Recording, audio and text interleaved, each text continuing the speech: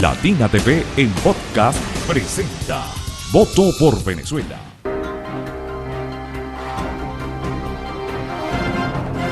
Bienvenidos a un nuevo capítulo de Latina Podcast. Yo voto por Venezuela, análisis electoral. Conversaremos hoy con Camilo Dicola Nava, además quien es ingeniero, es analista, profesor universitario y amigo también. Tiempo sin hablar juntos en Latina TV y en este caso específico en lo que es Latina Podcast. Hoy no es una entrevista, Camilo, es una conversación para que hablemos acerca de ese escenario electoral, cómo se está viviendo actualmente en Venezuela de cara a lo que van a ser las elecciones para definir quién será el próximo presidente de la República Bolivariana de Venezuela. Bueno, primero agradecido por la invitación, Morela, sí, algún tiempo sin conversar. Siempre es grato conversar con periodistas inteligentes como los periodistas de Latina Podcast. Entonces, gracias por la invitación y conversemos. Inicialmente, ¿cómo visualizas actualmente cómo están esas tendencias que se están disputando en esta oportunidad de la presidencia de la República acá en nuestro país? Mira, yo veo el escenario con mucha emoción en la calle, ¿no? De una parte de los contendientes. Tú ves las manifestaciones del chavismo y son llenas de música, de alegría. Las concentraciones de la oposición son de rostros más duros. Entiendo que hay una emocionalidad ahí inmersa, ¿no? ¿Emociones distintas, será? Sí, yo creo que tiene que ver. Recuerda que el voto es emocional. Mientras a una parte lo motiva la esperanza, la felicidad, la alegría, a otra lo motiva el rencor, las frustraciones, que también forman parte de la emocionalidad del ser humano.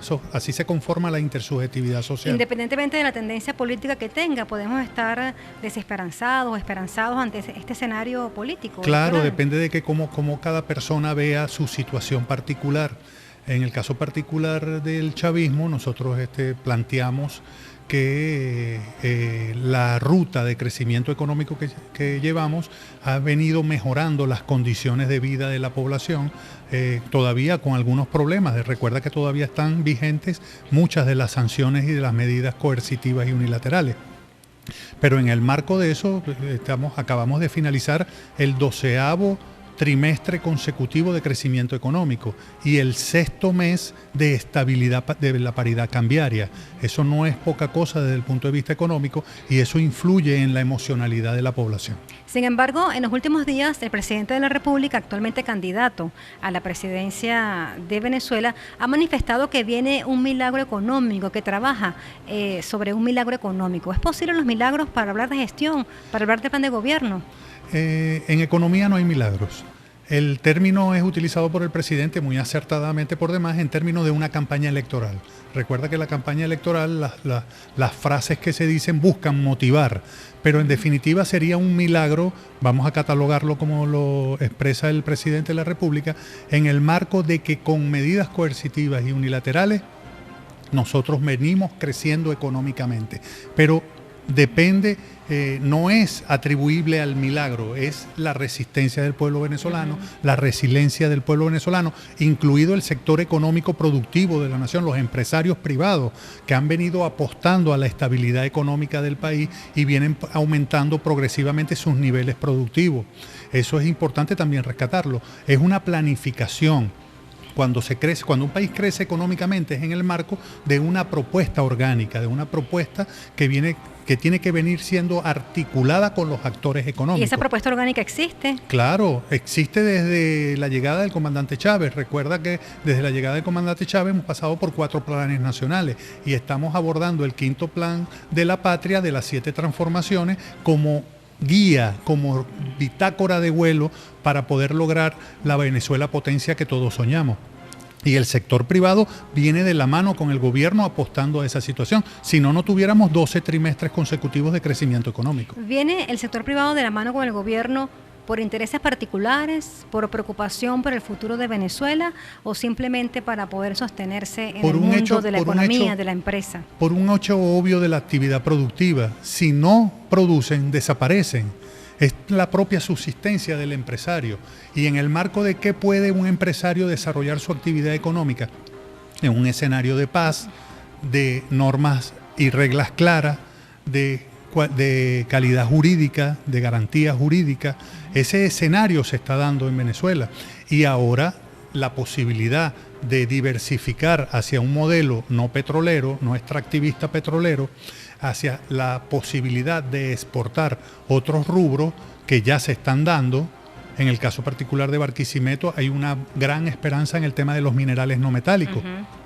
Españoles, mexicanos, brasileños, italianos están viendo al Estado Lara con posibilidades ciertas de exportar otros minerales más allá de los combustibles fósiles, del petróleo y el gas principalmente en Venezuela. Y ese escenario es favorable para un país. ¿Y cómo se puede desarrollar esa actividad en definitiva? Con un plan detallado. ¿Y cuál es la única propuesta política en el marco electoral actual que tiene un plan bien detallado, bien armónico, que nadie ha podido criticar, porque nadie está en desacuerdo con las metas que plantea el Plan de la Patria de las 7 transformaciones? Entonces es el chavismo el único que tiene una propuesta seria, una propuesta coherente de crecimiento, no de un sector de la población, sino de crecimiento de la población como un todo. Un crecimiento que, como tú lo comentabas, ha venido desarrollándose en los últimos tiempos con esa alianza necesaria, por llamarlo de esa manera, entre el sector privado y el gobierno bolivariano, ¿no?, que es el gobierno nacional. Sin embargo, conocimos a un comandante, Hugo Chávez, en su momento, cuando fue presidente de la República, que de alguna u otra manera él definía a los empresarios oligarcas. Él quería trabajar en función de que la empresa privada perturbaba un poco lo que era el desarrollo del socialismo, lo que era el desarrollo social de una nación. Incluso muchos de los que se llaman chavistas manifestaban que eso de aliarnos al sector privado, aliarnos a los ricos, a la oligarquía, implicaba perder el camino hacia el socialismo. ¿Cómo explicar eso, Camilo?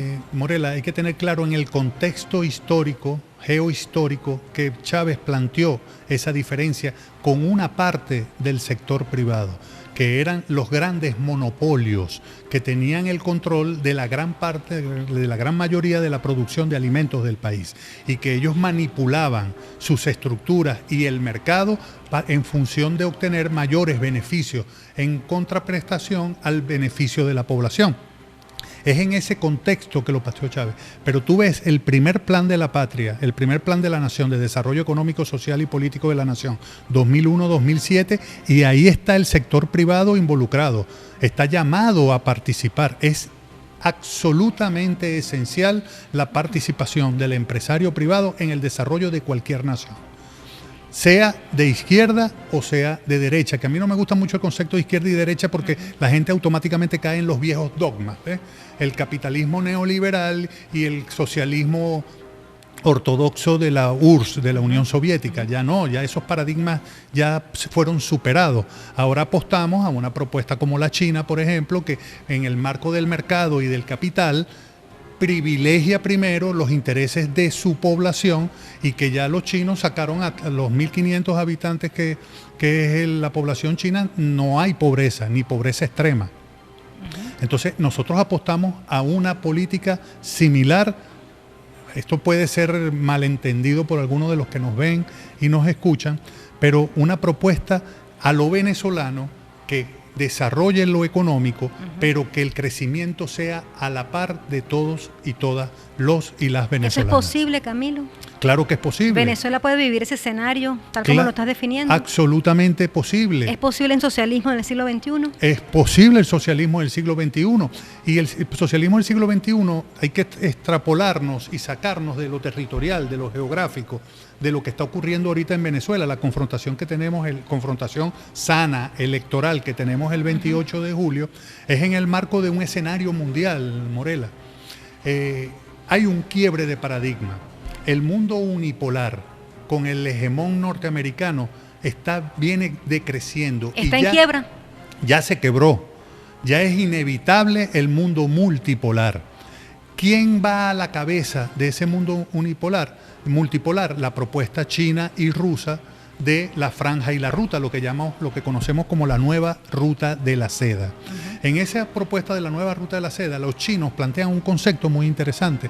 Plantean el concepto de una comunidad de destino compartido para la humanidad. Y los chinos dicen algo totalmente contrario al accionar norteamericano. Los chinos dicen: si mi vecino está bien, yo estoy bien. Si mi vecino vive, yo vivo. No puedo vivir si mi vecino muere. contrario a la política norteamericana, que siguen utilizando su aparato guerrerista para tratar de prevalecer su mayor cantidad de influencia en el nuevo escenario de la multipolaridad, porque ya saben que la unipolaridad, ellos solos absolutamente como hegemón, que se gestó desde los acuerdos de Bretton Woods en 1944, ya es indetenible. Ese quiebre ya ocurrió. Los BRICS vienen, fíjate que ya la multipolaridad no plantea áreas geográficas, China, Rusia, Estados Unidos, Brasil, ya no. Ahora plantea inclusive polos de desarrollo económico. El BRICS es el ejemplo más palpable de esa multipolaridad, no geográfica, sino más bien económica, en función del crecimiento. En noviembre es la próxima cumbre de los BRICS, donde nosotros Venezuela ya propuso que se nos aceptara como miembros plenos de la organización. Y es en ese escenario del quiebre de la unipolaridad y la multipolaridad en el mundo en la que está circunscrita la elección venezolana. Lo que vamos a decidir el 28 de julio es si apostamos a un hegemón, a un mundo unipolar liderizado por los Estados Unidos, sabiendo que su principal aparato de desarrollo es el aparato guerrerista, o apostamos a una comunidad de destino compartido para la humanidad, que es la propuesta de la Franja y la Ruta. Ahí está la diatriba. ¿Pudiera entenderse esto como que apostar por el capitalismo o apostar por el socialismo? Vuelvo a caer en que caemos en los viejos dogmas. China es comunista, ¿sí o no? Y en China no opera el capitalismo y el mercado opera perfectamente. Correcto, claro. Es un balance equilibrado entre lo social y lo económico. China no permite el libertinaje económico, a pesar de que hay multimillonarios en China, pero hay un crecimiento sostenido y equitativo de toda la población china. Ya te repito, no tienen pobreza ni pobreza extrema.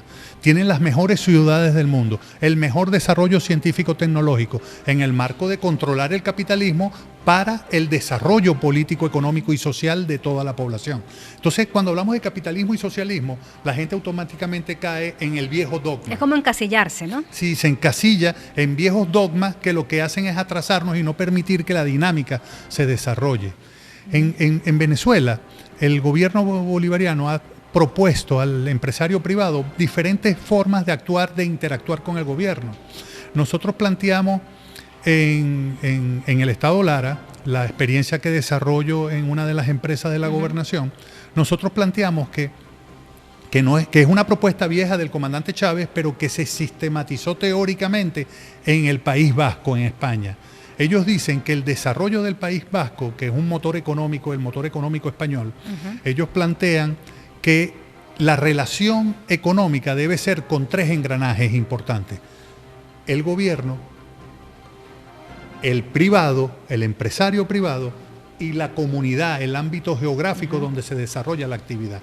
Si esos tres engranajes se articulan, no hay forma de detener el crecimiento económico. Un crecimiento global para todos. Un crecimiento... Claro, unos más ricos que otros, pero sí en el marco de una buena calidad de vida para la gran mayoría, Camilo. La vida digna de la que hablaba, el vivir viviendo del que hablaba el comandante Chávez. Vivir en dignidad y con las condiciones económicas necesarias y suficientes para satisfacer todas las necesidades del grupo familiar respectivo. En un primer momento comentaste algo al tema de la resistencia. ¿Aún los revolucionarios llaman a resistir en Venezuela? ¿Hasta cuándo resistir, Camilo? Hasta que podamos vencer. Básicamente es hasta que venzamos. El 28 nosotros estamos confiados de que vamos a vencer en las elecciones. Y eso significa un ejemplo de lo que ha sido la resiliencia y la resistencia del pueblo venezolano.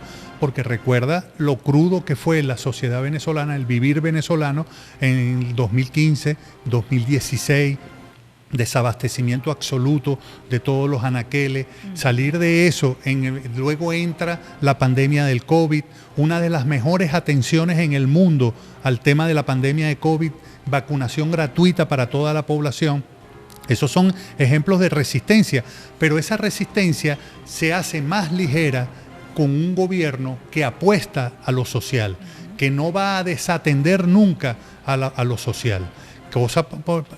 compara lo que está pasando, lo que pasó en Venezuela, con lo que está pasando en Argentina con el libertad carajo de Milei.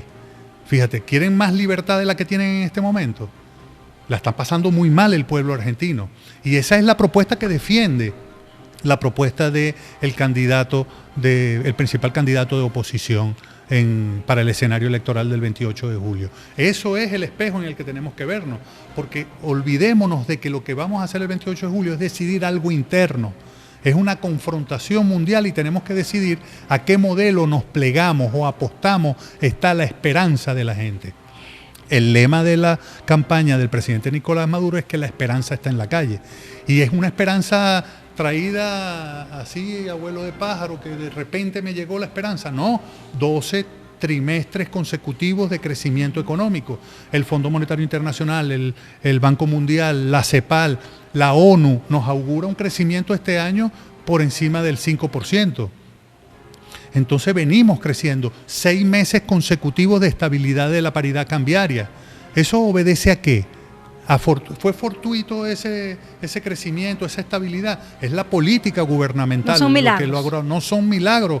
Es una política clara, un plan estratégico definido para contravenir todo lo que nos ha venido ocurriendo desde el año 2015. Un plan estratégico que además se le ha colado lo que es el tema de la corrupción, ¿no? Llamó mucho la atención cuando importantes voceros, representantes del gobierno nacional, pues se vieron involucrados en grandes tramas de corrupción. ¿Cómo no darse cuenta en una gestión de lo que estaba ocurriendo para aquel momento? Bueno, siempre se dan cuenta, por algo se descubrió, por algo se descubrió. Pero ¿por qué permitir ese alargamiento? Yo no estoy seguro que lo hayan permitido. Entiendo que cubrieron lo que tenían que cubrir hasta que fue inevitable que saliera a la luz pública. Lo que sí tenemos que recordar, Morela, y los que nos observan y nos escuchan, tenemos que recordar que revisen qué posición de gobierno de la Cuarta y de la Quinta República tiene más presos por corrupción. Revisen la historia. No voy a dar cifras ni datos, pero revisen. Este gobierno, desde la llegada del comandante Chávez, ha venido persiguiendo y atacando la corrupción.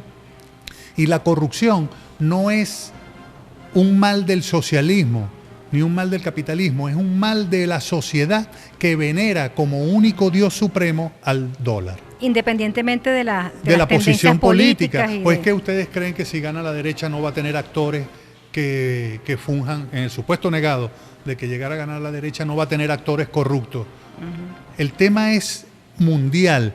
La corrupción es que veneramos al Dios dólar por encima de la vida, del vivir en humanidad, en comunidad. Mientras eso sea así, siempre va a existir la corrupción. Lo importante es que todo gobierno tenga sus mecanismos y sus sistemas para prevenirla, contraatacarla y castigarla. ¿Por qué, si Venezuela siempre, desde que se inició lo que es la revolución bolivariana, hay una lucha directa, frontal, contra los Estados Unidos, contra esa política del capitalismo salvaje, pero por qué se permitió el ingreso del dólar a Venezuela? ¿Por qué esa dolarización que aún no está completamente, digamos, formalizada por parte de las autoridades venezolanas, pero que vivimos bajo esa divisa a la hora de hacer un comercio, a la hora de comprar, a la hora de vender? ¿Por qué se permitió que el dólar encabezara todas las dinámicas económicas del país? Primero, cuando había una guerra, una batalla contra las políticas del imperio norteamericano. Primero, permíteme aclarar una cosa. Nosotros no estamos en confrontación con los Estados Unidos. Fue Barack Obama que en el año 2015 nos declaró una amenaza inusual y extraordinaria a la seguridad de la nación norteamericana. Fueron ellos los que entraron en confrontación con nosotros, histórica, por lo que todo el mundo ya sabe, nuestras riquezas minerales, nuestras riquezas naturales. Ese es el escenario de confrontación, es ellos contra nosotros. Nosotros constantemente estamos en un mecanismo de defensa de los ataques del imperialismo norteamericano. Y uno de esos mecanismos fue permitir que el dólar se insertara en nuestra nación. Fue una tabla de salvación en el momento. Recuerda lo que hicieron con el bolívar a través de las casas de cambio, el artículo 8 de las casas de cambio en Colombia, que empezaron a manipular y a extraer nuestro signo monetario. Era absolutamente necesario para poder generar una dinámica comercial de intercambio. Eso fue una tabla de salvación, pero hoy yo te puedo asegurar, en la empresa en la que estoy trabajando de la gobernación del Estado Lara, la dinámica económica cada día menos aparece el dólar y más cobra relevancia el uso de nuevo del bolívar. Venimos recuperando la confianza. En los últimos meses, en los últimos años. Yo te puedo decir que en este semestre, a finales del año todavía había una dinámica importante en dólares, pero a partir de enero empezó a notarse que ya los aliados te pagan los dividendos, los impuestos, el guiado en moneda venezolana, a través de transacciones. Antes lo llevaban en divisa. Y eso viene cambiando, viene posicionándose de nuevo el bolívar. Y no es un milagro, mi Morela. Es un plan estratégico de desarrollo económico del país. Y tarde o temprano vamos a recuperar nuestro signo monetario como de mayor preeminencia en el intercambio económico de Venezuela. ¿Hay esperanza de recuperarlo del todo, el cono monetario? Yo creo que sí. Actualmente hay personas que ya hasta desconocen cómo son los billetes venezolanos, la denominación, cuáles son los que están de circulación legal incluso. Sin duda conoce más el dólar, el de 5, el de 10, el de 20. Estoy seguro que los conoce más y ansían mucho el de 100. Y no puede estar roto. Porque no puede estar roto, Ni no puede estar sucio. arrugado. Es un tema, nosotros los venezolanos somos un tema con eso. Pero yo creo que lo vamos a superar. Estoy convencido de que la propuesta que pone el presidente Nicolás Maduro, que ya viene avanzando, no es que va a arrancar, ya viene avanzando, lo repito, para los que nos llegaron tarde al podcast, al programa, 12 trimestres consecutivos de crecimiento económico, 6 meses de estabilidad absoluta de la paridad cambiaria. Eso es estabilidad económica. Y es el escenario favorable para que el empresario, los emprendedores, el ama de casa pueda desarrollar actividades que le permitan ir mejorando constantemente su bienestar de vida y sus condiciones de vida. Recientemente conversaba con representantes del comercio formal y me hablaban que a nivel nacional el 70% del comercio como tal se manejaba bajo la economía informal. ¿Esto es positivo para un país? No es positivo. ¿Hay planes para formalizar todos los emprendimientos y proyectos que se están generando en los últimos tiempos? Ningún país del mundo ha logrado controlarlo completamente. Ningún país del mundo. La informalidad forma parte.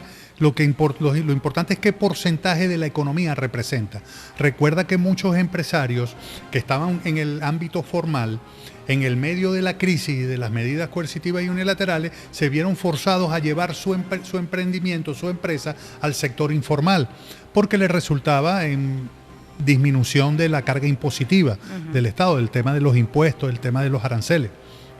Y eso ocurre normalmente cuando los países entran en crisis. El sector informal empieza a crecer, pero ya viene disminuyendo, ya te vas dando cuenta que hay nuevos emprendimientos, el área, por ejemplo, de la atención de servicios turísticos, alimentos, hotelería, entretenimiento. Pasa por Barquisimeto para que tú veas todas las construcciones que se están desarrollando y que está copado el ámbito de la comercialización, el servicio de prestación de alimentos, de prestación turística, de prestación de entretenimiento. Viene desarrollándose una economía desde la potencialidad interna del sector venezolano y la plataforma industrial que estuvo en algún momento instalada plenamente en Venezuela también viene recuperando niveles y capacidades productivas, ya con un escenario no solamente local. En el ámbito formal, en el ámbito formal. En el ámbito formal. Vienen recuperando su capacidad productiva el sector industrial, inclusive con escenarios de exportación. Hay muchos industriales que están exportando. Y eso es lo que se busca en una economía modesta de solo 30 millones de habitantes como la venezolana. No podemos compararnos a la economía norteamericana, ni a la china, ni a la rusa, porque somos una economía modesta, pero con un potencial importantísimo en minerales naturales, en materias primas de origen natural. De hecho, hay planes del gobierno nacional de registrar a esos emprendedores informales para que en cierto tiempo, 2 años ya obligatoriamente, prácticamente, pasen a ser ya empresarios formales como debe ser. Ahora, en el tema de las candidaturas, en este escenario electoral para el próximo 28 de julio, ¿por qué se permite que una inhabilitada haga campaña? Bueno, ya estamos acostumbrados al accionar de los actores políticos de ultraderecha. Los términos a veces hay que aclararlo, ¿no? Ultraderecha también cae en un viejo dogma. Pero de estos que buscan, que no quieren a la patria, o sea, si una persona invoca a un país extranjero a que intervenga militarmente en el país, no puede considerarse un patriota ni un conciudadano ni siquiera. Eso es lo que ocurre con la compañera que tú estás mencionando, no quiero ni mencionar su nombre, pero es la verdadera candidata, a la final es la verdadera candidata de la oposición. El otro compañero es lo que consiguieron para poder sacar el pendón a las marchas y mostrar un rostro, pero la verdadera candidata es la compañera que pidió sanciones contra Venezuela. Inclusive hay un video por ahí en las redes donde ella dice que todavía tenemos que mantener a la gente sin luz, sin agua, sin servicios, sin comunicación, porque es el escenario favorable para exaltar la emoción negativa de una parte de la población. Porque recuerda que el voto es emocional, no es racional. Cuando la gente va a votar con el corazón, no vota con el cerebro. En un 100%, Camilo. Sí, Hay el quien voto me habla es que el voto emocional. es más de lo que tú vives en la cotidianidad que las emociones que puedan sentir. Hay quienes manifiestan eso. Claro, pero es que tu vivir es el reflejo de tus emociones. Tú estás alegre, feliz, te sientes seguro si tu dinámica política, social y económica es la adecuada. Si no, tienes concepto. Por ejemplo, hay chavistas que tienen descontento. Hay chavistas que tienen descontento, pero que entienden cuál es el origen de ese descontento. Hay chavistas que tienen una situación difícil, eso no lo podemos negar. Hay chavistas y opositores. Hay población, una parte importante de la población venezolana que viene en la parte más baja de ese crecimiento económico y que aspira a poder salir a flote con mayor fuerza. Eso es una verdad. Pero ¿dónde lo va a lograr? ¿Lo va a lograr en un gobierno, en una propuesta de derecha como la de Milei en Argentina, que es lo que propone la candidata? Pero tengo entendido que no tienen plan de gobierno. La candidata oculta. Por lo menos este sector de la candidatura. No lo tienen. Y sí tienen. Ellos sacaron hace algún tiempo algunas propuestas. Pero en esas propuestas no lo pueden decir abiertamente. María Corina Machado y Edmundo González, cuando hacen entrevistas de estos tipos, mencionan el Plan Patria que sacaron en algún momento. Plan País.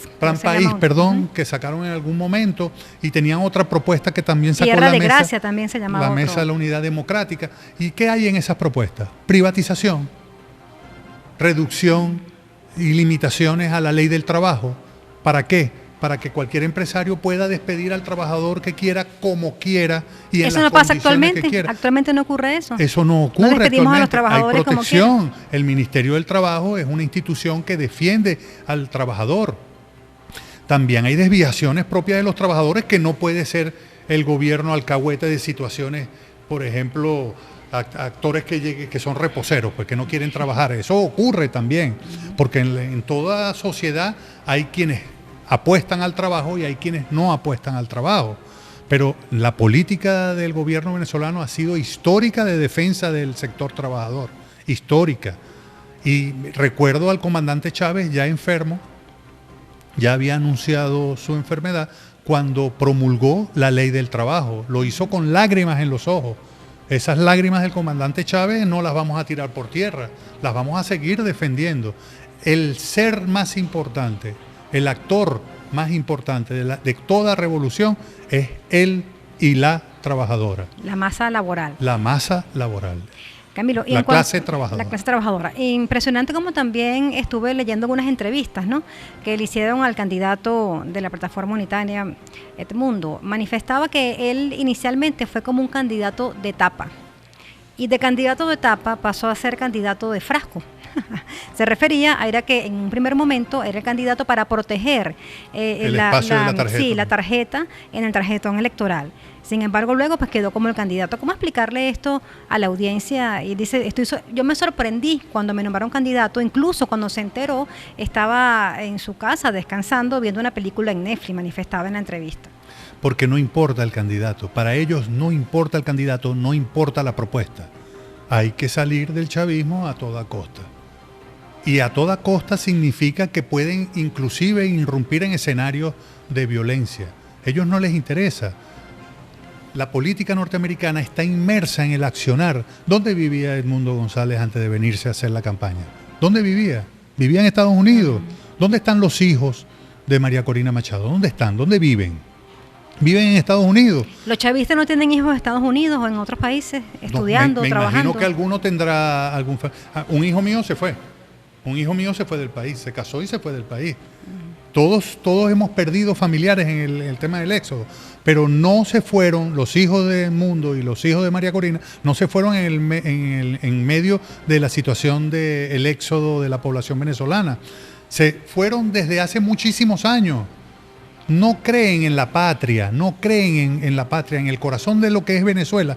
Estos actores no creen en eso. Para ellos es un patio de accionar, el patio trasero de los Estados Unidos. ¿No y será... le van a servir en bandeja de plata a los Estados Unidos toda nuestra riqueza para empobrecer mayormente a la población venezolana. Si no, mírense en el espejo de México, mírense en el espejo de lo que pasó en Brasil cuando perdió Lula y ganó Bolsonaro, Jair Bolsonaro, una campaña manipulada por Cambridge Analytica en el marco de la Big Data. Lo mismo pasó en el Brexit en Inglaterra. Mira cómo las elecciones ganó la izquierda en Inglaterra, cómo ganó la izquierda en Francia. La confrontación no es en Venezuela, es mundial.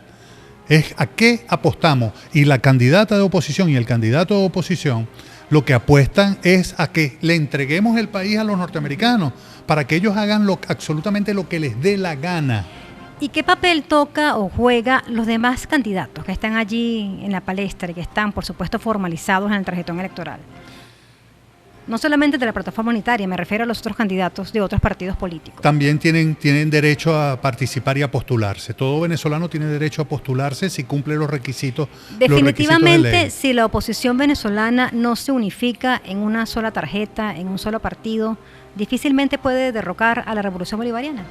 Yo creo que inclusive unificados en una sola candidatura es difícil ganar la Revolución Bolivariana. El Partido Socialista Unido de Venezuela es una estructura política consolidada, robusta, fuerte, que tiene problemas, sí tiene problemas. ¿Qué dinámica social no tiene problemas? ¿Qué dinámica política no tiene problemas? Pero es un músculo y tiene una maquinaria importante que es la que tiene que vencer la oposición. Pero lo más importante es dónde la población venezolana ve cifradas sus esperanzas. Acuérdate que en todo escenario electoral está la franja de la posición de izquierda, la franja dura de la posición de derecha, pero hay un variopinto en el medio. Los que llamamos niní, que no son niní, tienen posición política. En ese niní es donde se decide el tema electoral. Tú tienes tu base dura, ellos tienen su base dura, y el variopinto en el medio es donde hay que influenciar la emoción. Yo creo que la campaña que ha desarrollado el presidente Nicolás Maduro ha sido contundente en función de expresar que la esperanza de toda población, en el caso particular de los y las venezolanas, está en la propuesta de la Revolución Bolivariana. Aún cuando el presidente últimamente ha regañado prácticamente a los ministros, a los gobernadores, a los alcaldes, independientemente de eso. ¿Será que no se está haciendo bien la gestión para que ocurran estos escenarios? Chávez, tanto el comandante Chávez como el presidente Nicolás Maduro no tienen prurito en reclamarle al actor político, al funcionario público que consideren que ha hecho mal una cosa o que no ha atendido otra particularidad. Esa ha sido nuestra dinámica desde que llegó el comandante Chávez. Interpelar a nuestros actores porque son funcionarios públicos y se deben a la población. Lo que yo estoy haciendo ahorita no es un trabajo para mí, es un trabajo de servicio para la población del Estado Lara, tanto para el sector privado como para el sector público. Y mi deber es atenderlos lo mejor posible. Y si lo hago mal, tiene todo el derecho el gobernador, el presidente Nicolás Maduro, de llamarme la atención, cosa que no pasa en un gobierno de derecha.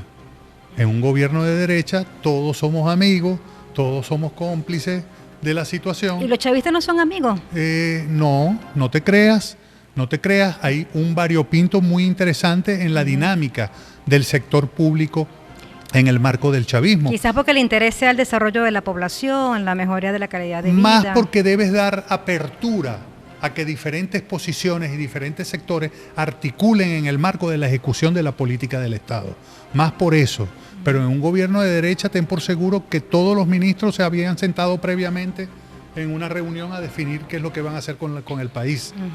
Cosa contraria a lo que ocurre. Hay actores con una posición política dentro del chavismo, hay otros actores con otra posición que puede ser divergente y que las discutimos a lo interno, Pero la apertura que hace el presidente Nicolás Maduro en función de la designación de sus actores principales, ya sean ministros, viceministros, presidentes de empresas, es de apertura, es de integración, de vinculación con la población venezolana. Acabamos de nombrar a un ministro de comuna comunero. Un comunero. Certificado además. Con una experiencia vocero inédita, comunero a nivel nacional. Inédita a nivel de Latinoamérica. Ese compañero es un campesino que viene del campo y es ministro actualmente de las comunas.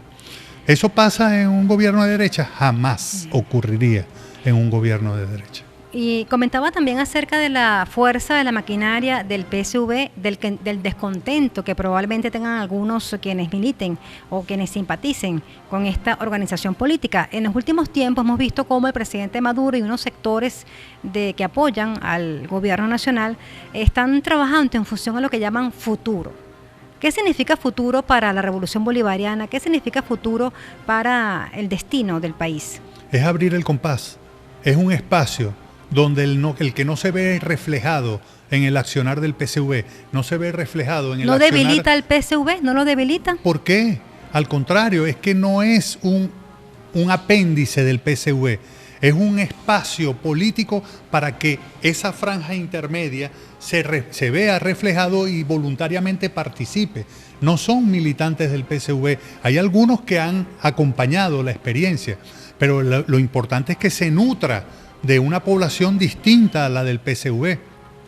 Es un espacio político más de inclusión y protagonismo, de participación y protagonismo, como lo reza el preámbulo de nuestra Constitución. ¿Es positivo esto para el proceso que lidera el presidente Nicolás Maduro? Y deben seguir saliendo espacios políticos para otros sectores.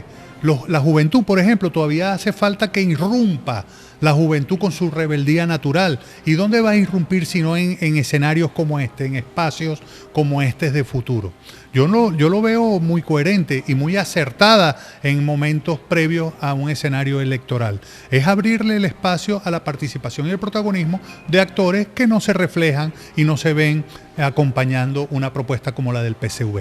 ¿La oposición puede formar parte del futuro, Camilo? Si va en términos de apostar al desarrollo del país en el marco de la revolución bolivariana, sí, pero eso es contradictorio, porque cuando tú me dices que es oposición, ¿cómo va a apostar al desarrollo del país? Yo siempre he hecho, cuando converso con opositores, que tengo amigos, vecinos, compadres opositores, yo les pongo el plan de la patria y les digo, dime algo en lo que no estás de acuerdo con esta propuesta. Y lo leen, búscala Camilo, y subrayala. Tengo que leerlos con ellos. Por el tema de rechazar cualquier cosa que venga del chavismo. Pero lean el plan de la patria. Es un plan hermoso, detallado, profundo. Nadie puede estar en contra de absolutamente nada de lo que dice el plan de la patria. Ahí no se habla de dogmas, no se habla de comunismo, se habla de desarrollo, porque a la final, Morela, la seguridad de la nación, la seguridad es una emoción, es un sentimiento. Pero ¿cómo te sientes segura? Pero con sentimientos y emociones avanzamos en un país, desarrollamos los polos estratégicos de un país. Claro, porque el fundamento de la seguridad es el desarrollo. Y el desarrollo tiene que ser en el marco de un plan. El único candidato que tiene una propuesta clara, un plan estratégico bien definido, es el presidente Nicolás Maduro Moro. No hay otro plan que pueda competir con la propuesta de la revolución bolivariana. Y le pido a cualquier opositor que nos pueda estar viendo y a cualquier chavista que aún no haya leído el plan de la patria, que lo lea y trate de subrayar una meta de objetivos nacionales, estratégicos, específicos, que le parezca que es incoherente y que no es adecuado para el desarrollo del país. No lo va a conseguir. ¿Qué plantea el plan de la patria en detalle? Que aumente la capacidad productiva, que se aumente la capacidad de producción de alimentos, que se transformen las materias primas naturales para desarrollarnos científica y tecnológicamente. Que se proteja el ambiente. Que se proteja el ambiente. Ese es el quinto objetivo histórico del plan de la patria, que se proteja el ambiente, que sea ambientalmente sostenido cualquier desarrollo y cualquier emprendimiento. Me preocupa algo que manifestaste, ¿no? Pareciera que ningún sector opositor o ningún opositor apuesta al desarrollo del país. ¿En un 100% eso es así, Camilo? Un sector muy pequeño quiero creer que es muy pequeño, tiene claridad de que lo que significa que gane la oposición en Venezuela. Saben que es subordinar y evitar cualquier posibilidad de desarrollo en el país, porque nos subordina a la teoría de la dependencia del hegemón norteamericano. Pero hay un sector que le falta formación, que tiene niveles de inconsciencia, no tienen conciencia de lo que estarían haciendo. Lo que pasó en Argentina, los jóvenes se suicidaron votando por Milei.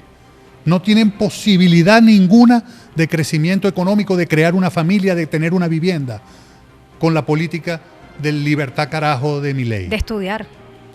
Se le acaban de cerrar las universidades, no tienen posibilidad de estudiar. Se suicidaron los jóvenes argentinos, sin conciencia que lo estaban haciendo. Nadie se suicida voluntariamente, nadie se asesina voluntariamente. Entonces, hay una parte de la población, de la oposición, que está motivado más por la emoción de la diferencia, de la confrontación, del odio. Porque hay actores, no puedes negar que la compañera candidata oculta, María Corina Machado, no ha hecho comentarios de odio en televisión. O Julio Borges no los ha hecho también. O Capriles no los ha hecho. ¡Liberen esa! Lo dicen en cámara, no tienen prurito en confrontar y en confrontarnos y en llevarnos a una guerra fratricida. Ese es el escenario más favorable para ellos, porque en el caos es donde pueden imponerse.